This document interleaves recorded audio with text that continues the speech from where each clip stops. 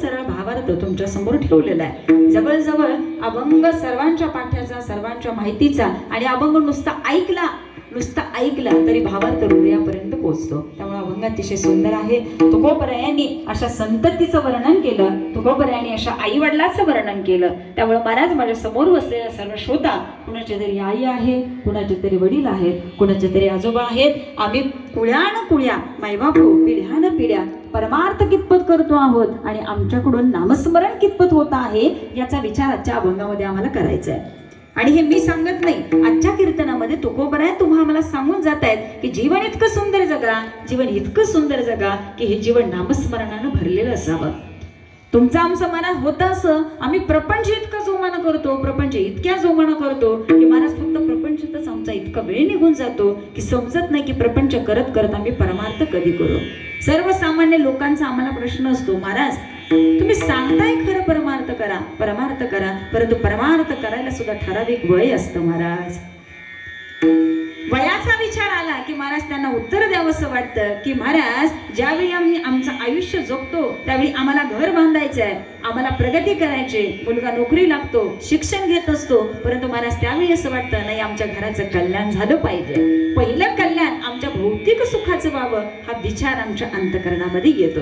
सर्वसामान्य लोक म्हणतात महाराज आत्ता परमार्थ करायला वेळ नाही का, अजून मुलाबाळांचं शिक्षण आहे, अजून मुलाबाळांना नोकरी लागायची, मुलाबाळांचं लग्न झालं पाहिजे, नातवंड आली पाहिजेत आणि नंतर राहिलेल्या वेळेमध्ये आम्ही परमार्थ करू, वारीला येऊ, पंढरीला जाऊ, आळंदीला जाऊ. लोक तयार होतात, परंतु कधी ज्यावेळी उठताना आईगा येतं त्यावेळी महाराज आम्ही पंढरपूरची वारी पकडतो. ठीक आहे ना.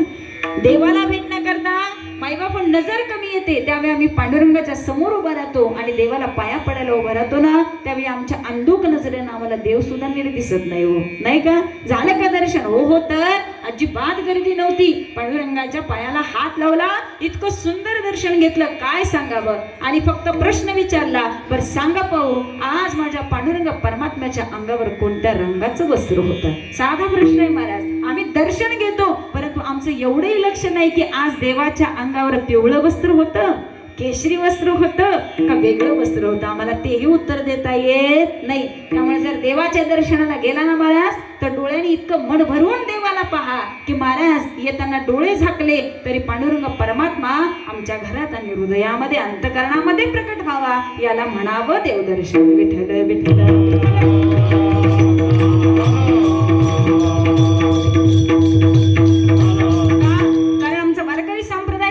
वाचा विज्ञानेश्वरी,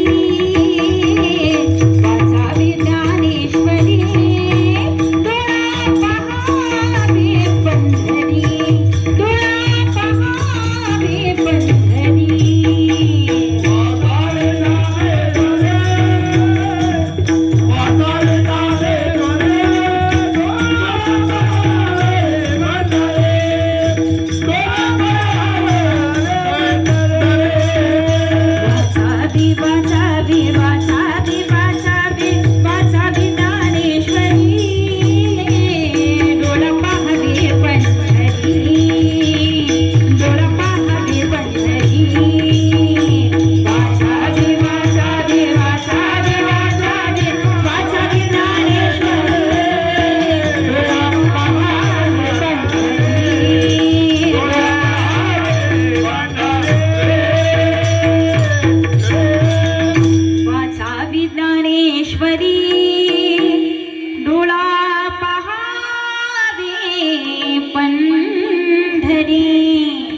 अशी सुंदर पंढरी महाराज. देवाचं दर्शन घेतलं ना की देव आमच्या डोळ्यासमोर उभा राहायला पाहिजे.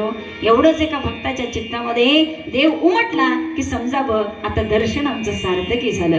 तुकोबरायांना प्रश्न विचारावा, महाराज आयुष्यभर परमार्थ केला, आयुष्यभर परमार्थ केला, नामस्मरण केलं, आम्हाला एक सांगा तुम्हाला देव बघायला मिळाला का, देवाचं दर्शन झालं का? त्यावेळी तुकोबराय सांगतात, अहो मी सुद्धा तुमच्यासारखाच एक सेवक होतो. धारकऱ्यासारखं माईबाप देवाजवळ जावं आणि विनंती करावी, देवा तुझ्या दर्शनाची आस लागले. ठीक आहे ना. भेटी लागी जीवा लागली